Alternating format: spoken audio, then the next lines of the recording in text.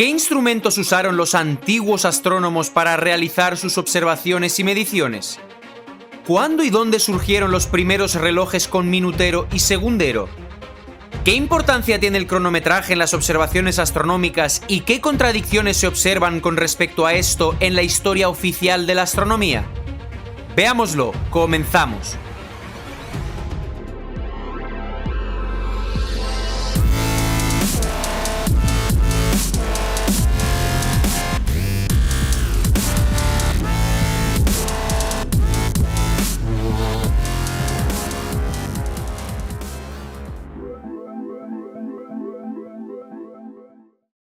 Hola alumnos de Scali Gripetavius, ¿preparados para desaprender y reaprender? Antes de empezar os pido por favor que le deis like al vídeo y dejéis un comentario o emoji.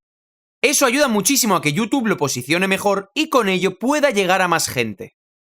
Hazlo. Hazlo.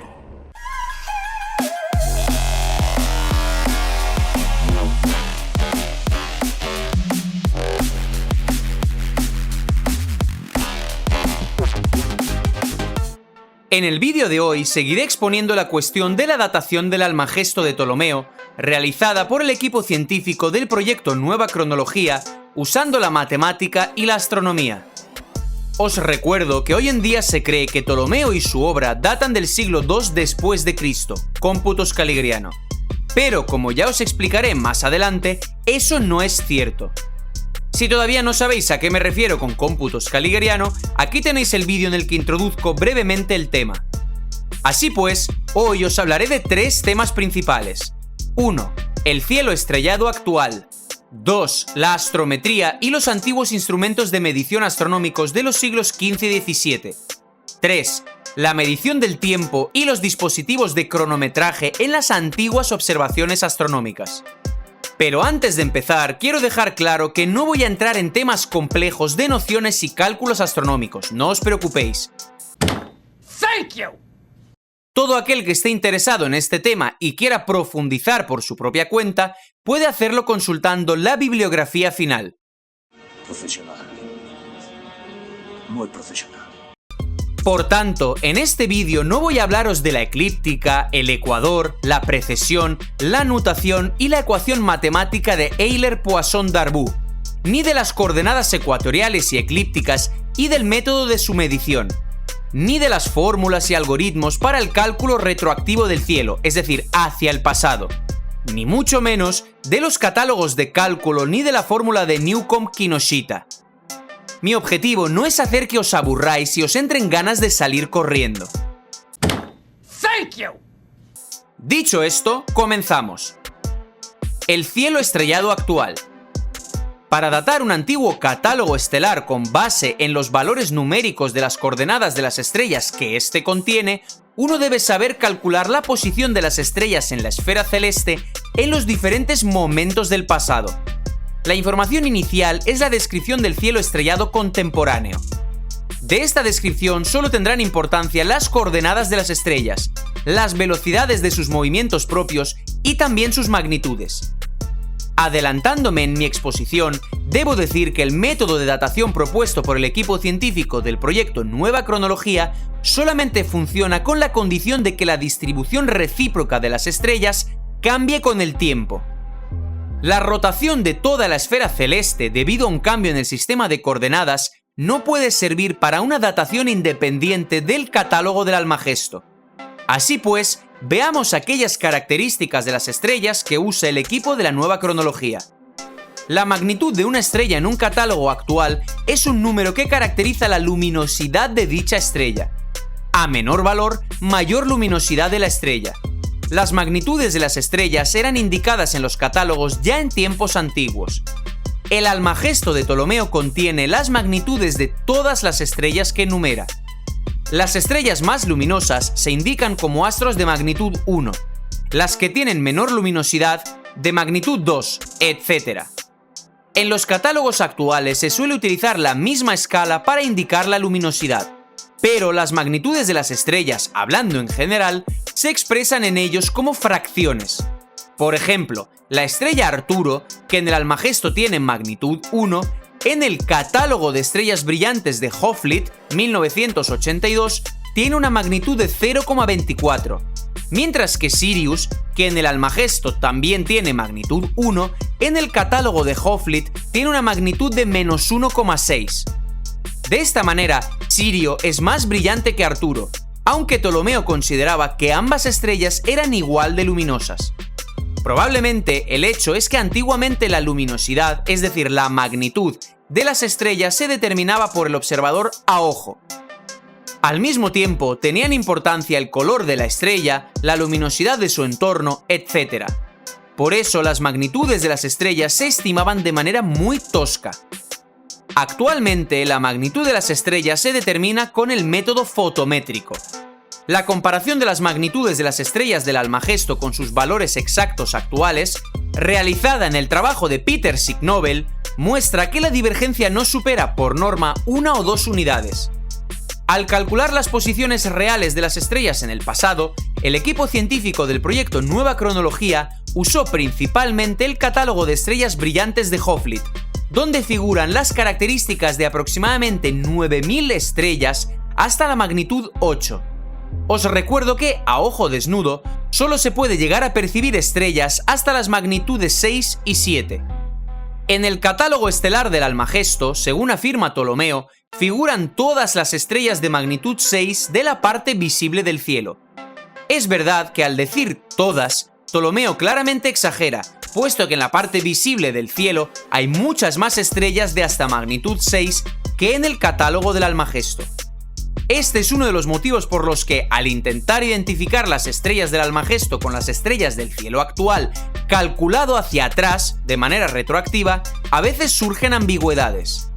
Por otra parte, es natural considerar que casi todas las estrellas que realmente observó Ptolomeo, o sus predecesores, han sobrevivido hasta nuestros días y están descritas en el catálogo de Hofflit. El conocido astrónomo alemán de los siglos XVI y XVII, Johann Bayer, propuso un nuevo sistema de señalización de estrellas y constelaciones. En vez de describir la posición de una estrella dentro de la figura de una constelación, propuso señalar cada estrella con una letra griega. La estrella más brillante con la letra alfa, la segunda más brillante con la beta, y así sucesivamente. Después, el astrónomo británico John Flamsteed atribuyó números a las estrellas de una constelación. Concretamente, la más occidental recibió el número 1, la siguiente en dirección este el número 2, y así sucesivamente. El número de Flamsteed y la letra de Bayer a menudo se ponen juntas al designar una estrella. Por tanto, para saber de qué estrella se trata, se sigue el siguiente orden: número, letra, nombre de la constelación. Además, una estrella puede tener un nombre propio, pero de estas hay relativamente pocas. Se daban nombres propios solo a las estrellas que tenían en la vieja astronomía una importancia especial. Por ejemplo, la estrella 32 Alfa Leo se llama Regulus. Del catálogo de Hofflit, el equipo de la Nueva Cronología utilizó las siguientes características de las estrellas. 1. La ascensión directa de la estrella para la época de 1900, que se expresa en horas, minutos y segundos. 2. La declinación de la estrella para la misma época, medida en grados, minutos y segundos de arco. 3. La magnitud estelar. 4. La velocidad del movimiento propio de la estrella, que tiene dos elementos componentes. El primero es la velocidad de cambio de la declinación de la estrella. El segundo es la velocidad de cambio de su ascensión directa. Sin embargo, la red de coordenadas de longitudes y latitudes en la esfera no es uniforme. Al acercarse a los polos, los meridianos se juntan cada vez más. Por eso, el componente de la velocidad de la estrella en la ascensión directa da una impresión distorsionada de la velocidad real, por así decirlo visible, de la estrella en el cielo en dirección al paralelo, al ecuador. Debido a esto, en algunos catálogos estelares modernos, el componente de la velocidad de las estrellas en la ascensión directa se expone en forma reducida al ecuador. Esto permite comparar los primeros componentes de las velocidades de las estrellas de manera independiente de su proximidad al polo. Si las velocidades se dan en forma no reducida al ecuador, la comparación exige, por tanto, un cálculo preliminar.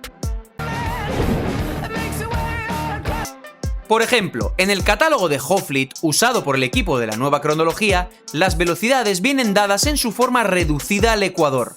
Mientras que, por ejemplo, en el catálogo de Fricke y Kopf, titulado FK4, no. Por extraño que parezca, esta circunstancia en las descripciones de los catálogos astronómicos a veces no se señala en absoluto. La comprobación de en qué forma se dan las velocidades en la ascensión directa se debe realizar partiendo de los propios valores numéricos de las velocidades. Las velocidades del movimiento propio de las estrellas son muy bajas. Por regla general, no superan 1 segundo al año, mientras que las estrellas más rápidas de las visibles a ojo desnudo se mueven a una velocidad de 4 segundos al año. Las trayectorias del movimiento de las estrellas en el intervalo que nos interesa, de unos 2000-3000 años, pueden ser consideradas rectilíneas. Es decir, cada una de las coordenadas de la estrella en la esfera celeste cambia siguiendo una ley uniforme. Por supuesto, esta aproximación es cierta fuera de los pequeños alrededores de los polos. En calidad de sistema estándar de coordenadas en la esfera celeste, en los catálogos estelares modernos habitualmente se cogen coordenadas ecuatoriales para la época de principios de los años 1900, 1950 o 2000. El equipo de la nueva cronología escogió el sistema de coordenadas ecuatoriales para principios de 1900. Partiendo de ese sistema, realizaron sus cálculos y conversiones en el sistema de coordenadas para una dada época T. En primer lugar, para la datación del Almagesto se necesitan las coordenadas de las estrellas que tienen un movimiento propio perceptible, visible. Naturalmente, no solo se tienen en cuenta aquellas estrellas rápidas que, como se cree, entraron en el Almagesto. La cuestión de la fiabilidad de la identificación de las estrellas actuales con las del Almagesto es algo también a tener en cuenta. Para realizar esta tarea es importante saber si una u otra estrella tenía nombre en los catálogos antiguos. Esta información se puede extraer de catálogos como el de Hofflit. Para la datación del catálogo del Almagesto por movimientos propios, se necesitan las siguientes 2 listas de estrellas de catálogos modernos. Estas listas solamente las describiré, sin entrar en mayor grado de detalle. Si os interesa profundizar en este tema, debéis acudir a la fuente en cuestión, cuyo enlace os dejo en la descripción. A la primera la llamaremos lista de estrellas rápidas. Al componerla, el equipo de la nueva cronología escogió todas las estrellas cuya velocidad presentada, aunque sea por una de las coordenadas, no es inferior a 0,1 segundo al año. Después, dejaron de ellas solamente las estrellas que tienen en su designación una letra griega de Bayer o un número de Flamsteed. Esto permitió eliminar las estrellas inútiles para la datación del Almagesto. El hecho es que prácticamente todas las estrellas, identificadas por los astrónomos con las del Almagesto, tienen designaciones de Bayer o de Flamsteed, o unas y otras al mismo tiempo. Es más, si una estrella u otra del Almagesto hoy la identifican con una estrella que no tiene estas designaciones, esta identificación siempre es acompañada por serias dudas. Y el motivo es comprensible. Los catálogos de Bayer y Flamsteed aparecieron ya en la época de las primeras observaciones telescópicas, en los siglos XVII-XVIII. Si cierta estrella no entró a formar parte de ellos es porque o bien es muy apagada, o bien se diferencia mal dentro de su entorno estelar, o bien están relacionadas con ella otras complicaciones. Por eso, la suposición de que tal tipo de estrella puede ser identificada con toda seguridad con una estrella del Almagesto y que fue bien medida en la antigüedad es improbable que tenga sentido. Como resultado de la indicada selección, surgió una lista de estrellas rápidas del catálogo moderno visibles a ojo desnudo, que tienen su identificación con las estrellas del Almagesto de Ptolomeo. Naturalmente, la seguridad de estas identificaciones debe ser comprobada aparte, y es algo que también se hizo. La segunda lista de estrellas la llamaremos lista de estrellas con nombre. La podéis encontrar acudiendo a la fuente principal, cuyo enlace también os dejo en la descripción. En esta lista entraron todas las estrellas de las que, en el catálogo de Hofflit, se dice que tienen o tenían antes un nombre propio. Tales estrellas son, por ejemplo, Arturo, Aldebarán, Sirio, etc. Las listas de estrellas rápidas y con nombre tienen algunas intersecciones. El hecho es que una misma estrella puede tener un movimiento propio perceptible y, al mismo tiempo, nombre propio. son precisamente este tipo de estrellas las que son más útiles para la datación del Almagesto. Todos los cálculos necesarios para la datación del catálogo de Ptolomeo se pueden realizar sin tener en cuenta la teoría de Newcomb-Kinoshita. Pero el equipo de la nueva cronología la usó solamente para obtener información de soporte con respecto al error realizado por el componedor del catálogo en la determinación del plano de la eclíptica. El valor de este error es un factor adicional por el que se puede juzgar la exactitud de las conclusiones del equipo científico del proyecto Nueva Cronología.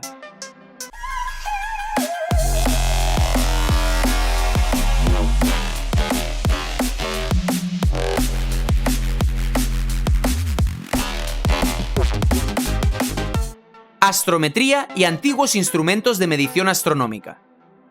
La concepción general de medición de ángulos usada en la astronomía es muy importante, pues permite estimar la posición de la línea del ecuador en la esfera celeste con bastante precisión. Esto permite, a su vez, calcular con seguridad las latitudes de las estrellas, por ejemplo, en el momento de su paso a través del plano vertical del cuadrante. Para un astrónomo profesional de los siglos XIV y XVI, la medición de las latitudes ecuatoriales no debía ser una operación complicada. Exigía solamente precisión y bastante tiempo para realizar las observaciones. En particular, es de esperar que un observador minucioso no pudiera cometer un gran error sistemático al determinar las declinaciones de las estrellas en el año de sus observaciones. Veamos ahora cómo esa idea general y sencilla se implementó en antiguos instrumentos reales. El primer instrumento es el círculo meridiano, descrito por Ptolomeo. El aparato consistía en un anillo metálico plano de un radio cualquiera, instalado sobre un soporte de madera vertical en el plano del meridiano local. El círculo era graduado. Se dividía, por ejemplo, en 360 grados. Dentro de este gran círculo había otro, de menor tamaño, que podía girar libremente dentro del grande, permaneciendo junto con este en el mismo plano. En dos puntos diametralmente opuestos del anillo interior hay fijadas dos pequeñas láminas metálicas con flechas, que indican la división representada en el anillo exterior. El aparato se instala en el plano del meridiano local con ayuda de una plomada y la línea del mediodía, cuya dirección se determina con la sombra de un poste vertical durante el mediodía. Después, el punto cero en el anillo exterior del aparato se combina con el cenit local. El aparato descrito puede usarse para determinar la altura del Sol en una latitud dada. Para eso es necesario al mediodía girar rápidamente el anillo interior de tal manera que la sombra de una de las láminas P cubra por completo la otra lámina P. Entonces la posición de las agujas relacionadas con las láminas da la altura del Sol, que se determina sobre el anillo exterior graduado. Cabe destacar que la lectura de la información que ofrece el aparato se puede hacer después de fijar la posición necesaria de las láminas. Esto permite determinar la altura del Sol después de que el momento del mediodía haya pasado. Además, con ayuda del círculo meridiano se puede determinar el ángulo entre la eclíptica y el ecuador, para lo que es más cómodo realizar las mediciones en el día del solsticio. El segundo instrumento es un astrolabio, descrito por Ptolomeo.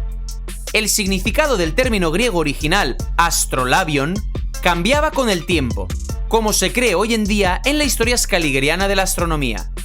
Nos dicen que en la antigüedad, alrededor de los inicios de nuestra era, la palabra astrolabion hacía referencia a otro aparato, que os describiré más adelante. Sin embargo, en la Edad Media, este aparato pasó a llamarse esfera armilar.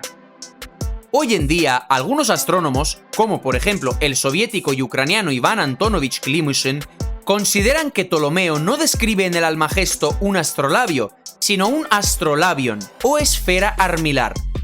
Así, por ejemplo, el astrónomo, físico e historiador de la ciencia estadounidense Robert Russell Newton escribía que probablemente en la época del tardo medievo se llamaba astrolabio a un aparato para la medición de la altura de un cuerpo celeste sobre el horizonte. Newton nos dice que el aparato descrito por Ptolomeo solía llamarse esfera armilar, de la que parten las instalaciones de los telescopios modernos. Para evitar una confusión de terminología, describiré aparte los siguientes dos aparatos: una esfera armilar, el astrolabion de Ptolomeo, y un astrolabio, es decir, un instrumento medieval cuyo nombre, por algún motivo, es prácticamente idéntico al astrolabion de Ptolomeo. Los detalles principales del astrolabion se muestran en la siguiente imagen. En esta obra se muestra el esquema principal de una esfera armilar medieval.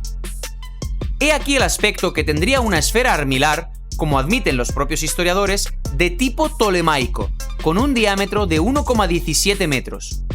Según la historia oficial scaligeriana, este aparato fue fabricado mucho tiempo después de la época de Ptolomeo.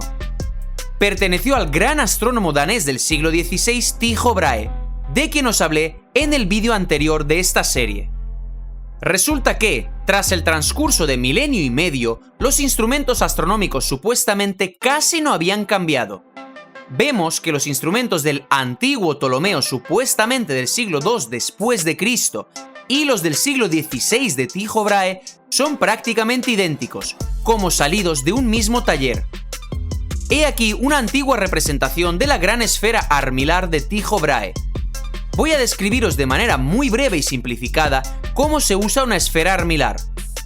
No! God, please, no! No! No! No! Sí. Supongamos que en cierto punto de un meridiano está colocado este aparato, que se puede instalar en un punto cualquiera de la superficie terrestre, pero las mediciones han de hacerse al mediodía. En ese momento, el aparato está sobre el meridiano, que es la intersección del plano indicado con la superficie terrestre. Se considera que el observador sabe la dirección del eje terrestre en dicho punto de la superficie y, en consecuencia, el eje norte-centro de la esfera armilar está orientado en dicha dirección. Después, girando el primer anillo metálico alrededor del eje norte-sur de la esfera, se establece dicho anillo en el plano del meridiano. Esto ocurre cuando la sombra del borde exterior del anillo cubre exactamente la parte interior del anillo.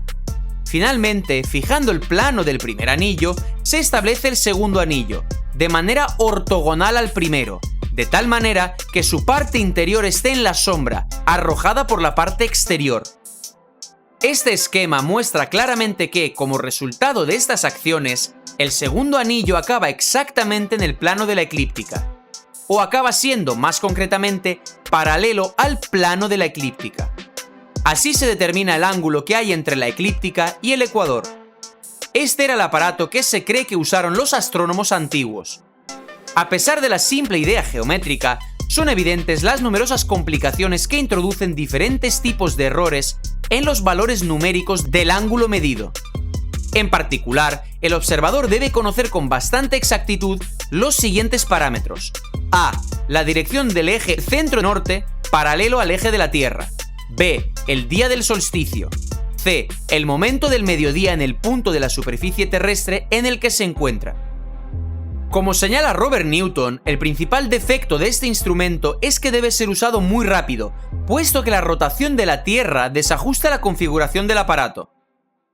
Volvamos a la medición de las coordenadas eclípticas con ayuda de una esfera armilar.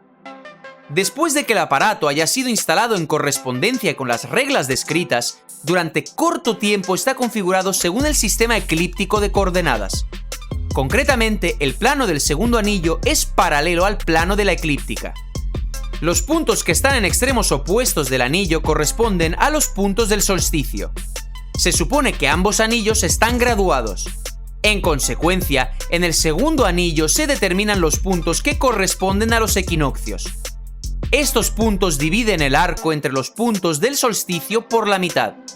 Así pues, en el segundo anillo surge una escala con una referencia fija, por ejemplo, del punto del equinoccio de primavera. En consecuencia, ya se pueden medir las longitudes eclípticas y las latitudes de los puntos en la bóveda celeste, por ejemplo, de las estrellas. Pero repito, la rotación de la Tierra desajusta muy rápido la configuración del aparato.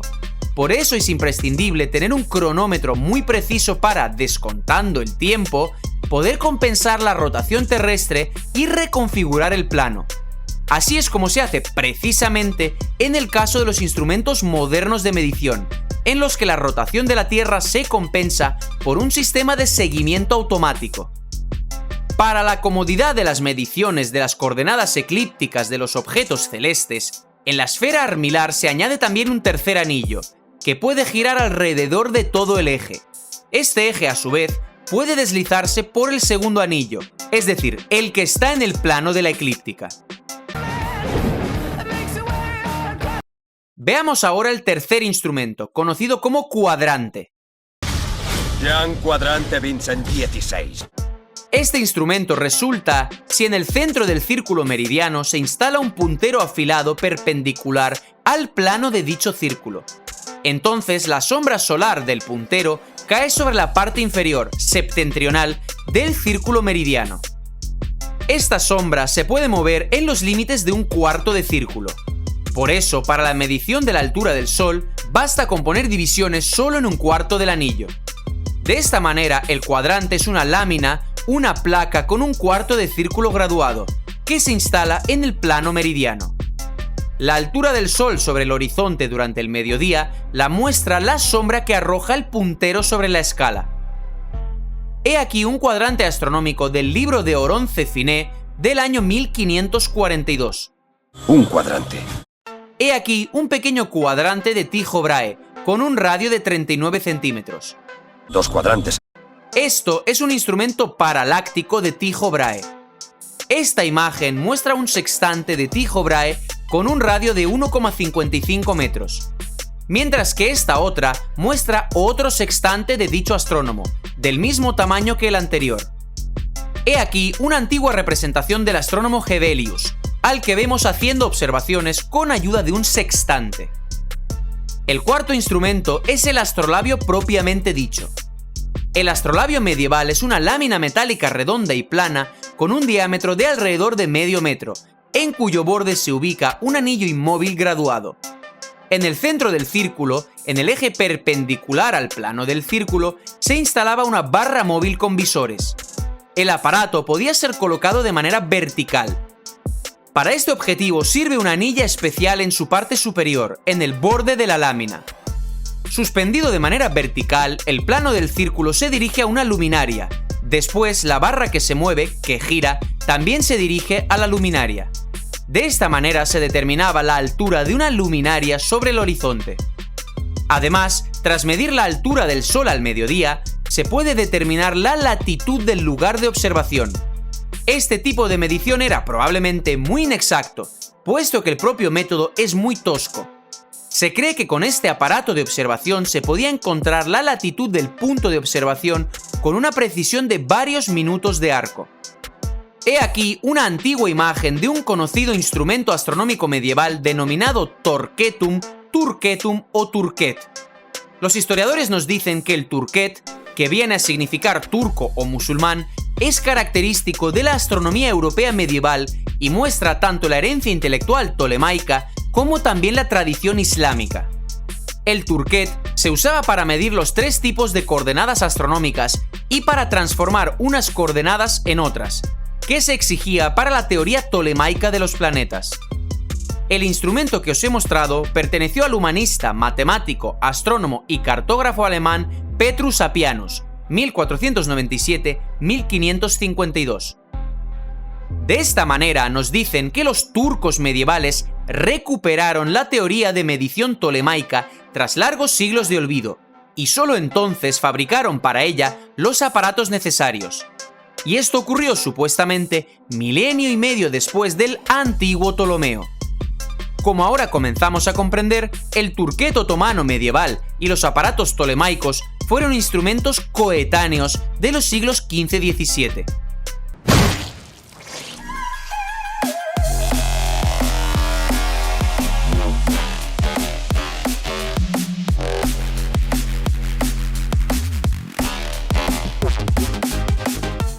La medición del tiempo y los cronómetros en las observaciones astronómicas medievales.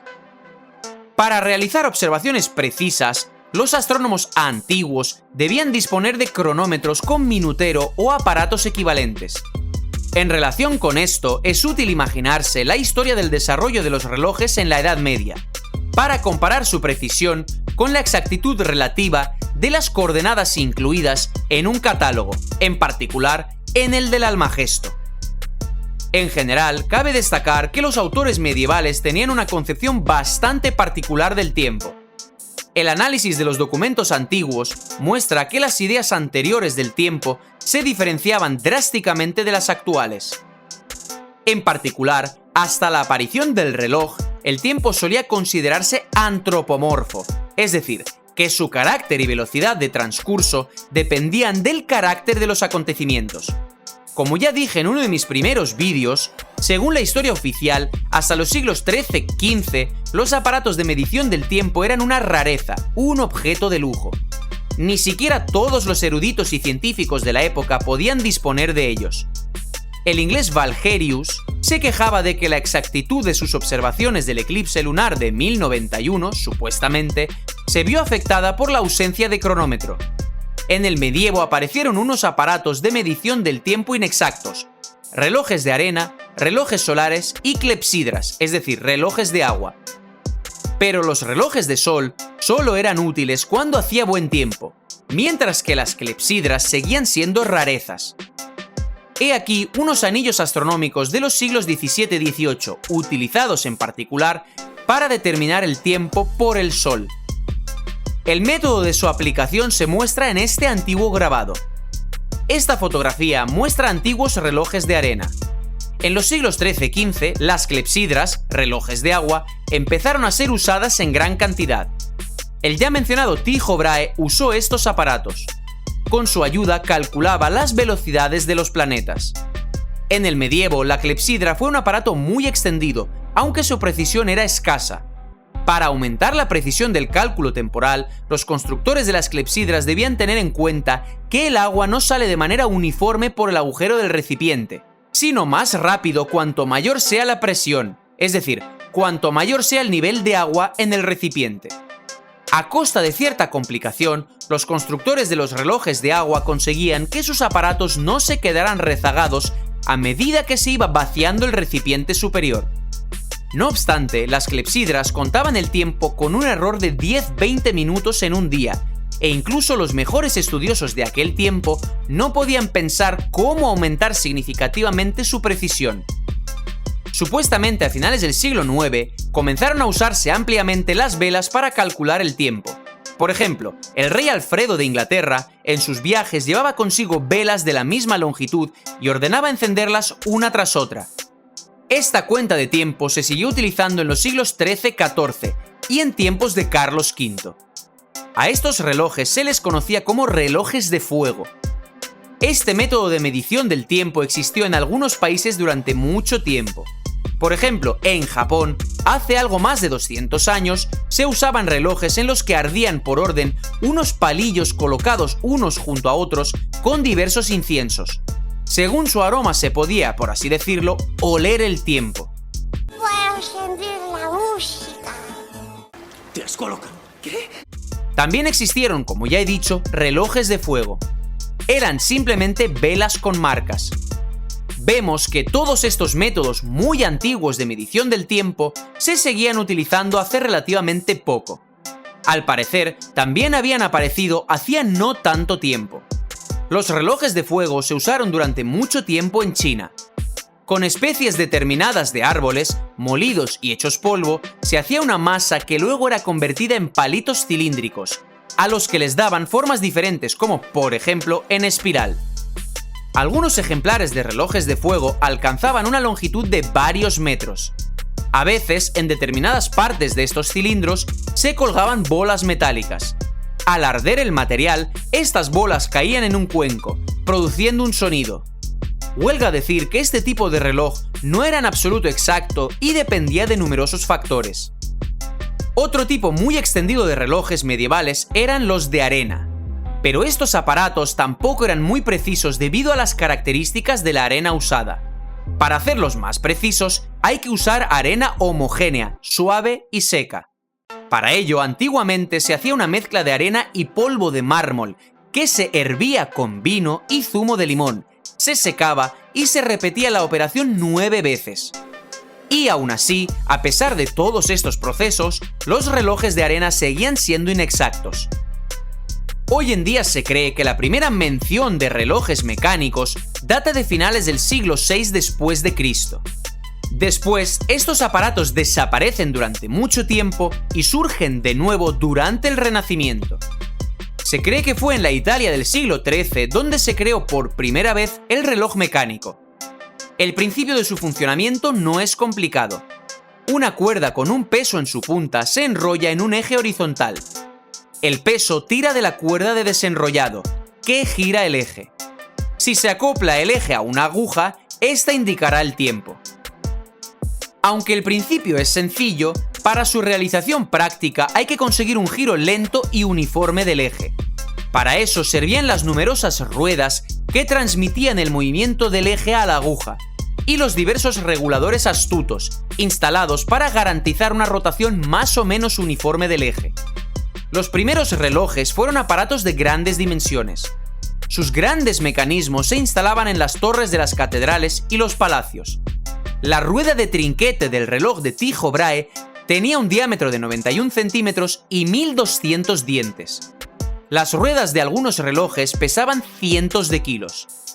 Debido al gran peso de las piezas y la significativa fricción, los relojes de rueda necesitaban ser engrasados y cuidados constantemente.